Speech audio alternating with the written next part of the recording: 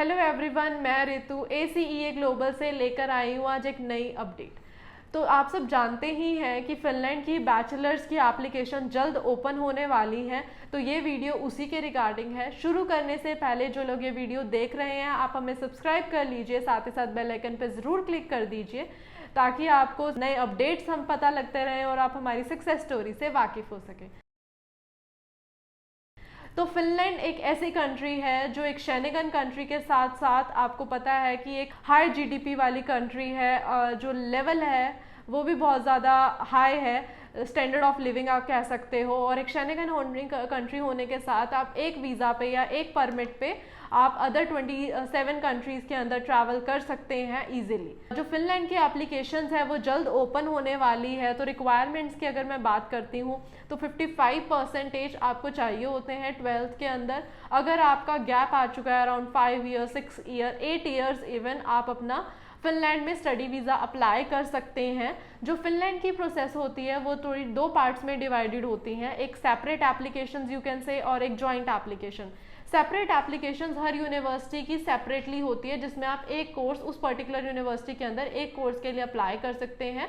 And in joint applications आपके पास options रहते हैं, 6 डिफरेंट यूनिवर्सिटीज़ के अंदर आप ऑप्शंस लेके चल सकते हो। जो इसके अंदर ये आपको एडवांटेज है कि आप अगर एक जगह आपका ऑफर आ रहा है, दूसरी जगह भी आ सकता है, और 6 जगह जो आप ऑप्शन चूज कर रहे हो 6 में भी आ सकता है, depending upon your entrance examination और GD राउंड।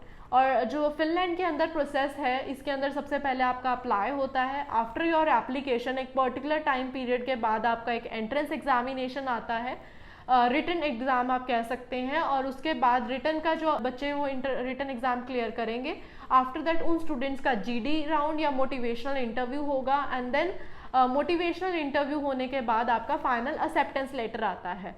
और अगर कुछ स्टूडेंट्स, कुछ केसेस के अंदर अगर जिन स्टूडेंट्स ने अपना 60% मार्क्स हैं, साथ में IELTS भी कर रखा है और उनके पास मैथ सब्जेक्ट भी है, तो उनकी डायरेक्ट एडमिशन भी पॉसिबल है। उनको कोई भी एंट्रेंस एग्जामिनेशन देने की ज़रूरत नहीं है, आपका डायरेक्ट एक्सेप्टेंस लेटर भी आ जाता है and you can directly pay the fees and then move for the visa filing part. And Finland का अगर मैं वीज़ा की बात करती हूँ, यहाँ पे आपको पता ही है कि आपको एक पूरी कोर्स, अगर आपका 3.5 साल का कोर्स है तो आपको 3.5 साल का एक रेजिडेंट परमिट मिलता है और आपको बार बार रिन्यू करवाने का भी नहीं होता। और आपको फंड सिर्फ 1 साल के दिखाने होते हैं और रेजिडेंट परमिट आपको 3.5 साल का मिलता है। और उसके बाद आपको 2 साल का स्टे बैक मिलता है। तो आप कह सकते हैं कि 4 साल के अंदर आप अपने वहाँ पे PR अप्लाई कर सकते हैं।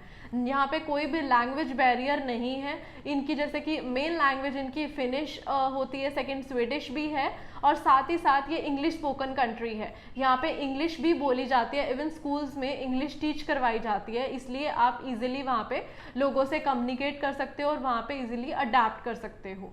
और अगर मैं फ़ंड्स की बात करती हूँ तो यहाँ पे जो फ़ंड है, आपको मेन एप्लीकेंट्स की जो रिक्वायरमेंट होती है वो अराउंड आपको 560 यूरोस पर मंथ के अकॉर्डिंग दिखाने होते हैं, that is around 6720 Euros. And आपको ये फंड शो करने होते हैं अब स्टूडेंट के मेन पर्सनल अकाउंट के अंदर, सेविंग के अंदर। यहाँ पे जॉइंट अकाउंट नहीं एक्सेप्टेबल है, अगर आप 18 ईयर से कम हैं तभी आप दिखा सकते हैं जॉइंट के अंदर, अदरवाइज आपको पर्सनल अकाउंट के अंदर दिखाना होता है सेविंग के अंदर।